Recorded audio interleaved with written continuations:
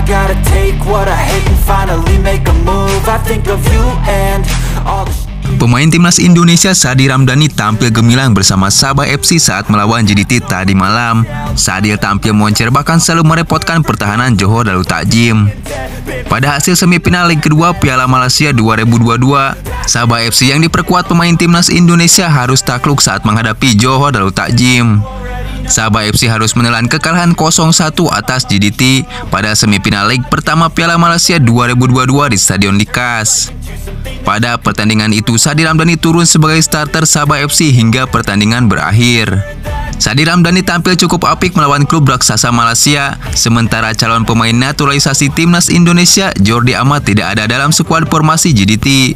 Diketahui Jordi Amat berangkat ke Indonesia untuk menghadiri sumpah sebagai WNI yang akan dilaksanakan pada 17 November.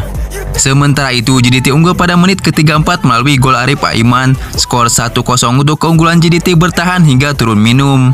Pada babak kedua, JDT berpeluang menggandakan gol melalui sepakan penalti pada menit ke-58. Akan tetapi Berson gagal melakukan sepakan penalti itu, bola bisa ditangkap kiper Sabah FC. Tak selang lama JDT harus bermain dengan 10 pemain setelah Peros mendapatkan kartu kuning kedua pada menit ke-73. Ia dianggap menekel Sadil Ramdhani saat melakukan penetrasi ke sisi kanan pertahanan JDT hingga pertandingan berakhir skor 1-0 bertahan untuk kemenangan Johor Darul Takzim. Sementara itu, alasan Jordi tidak masuk skuad JDT pada tadi malam, Jordi dan Sandiwal berangkat ke Indonesia untuk melakukan proses naturalisasi tahap terakhir. Ketua Umum PSSI Muhammad Iryawan mengatakan Sandiwal dan Jordi Amat akan melakukan sumpah menjadi warga negara Indonesia pada Kamis 17 November. Iwan Bule bersyukur karena proses naturalisasi Sandi dan Jordi Amat bakal segera bergabung. Dengan begitu, keduanya bisa memperkuat timnas Indonesia yang dipersiapkan untuk tampil di Piala AFF 2022 pada Desember mendatang. Ya, semoga dengan hadirnya dua pemain Eropa ini, skuad pasukan Sintayong akan semakin kokoh dan tajam di Piala AFF nanti.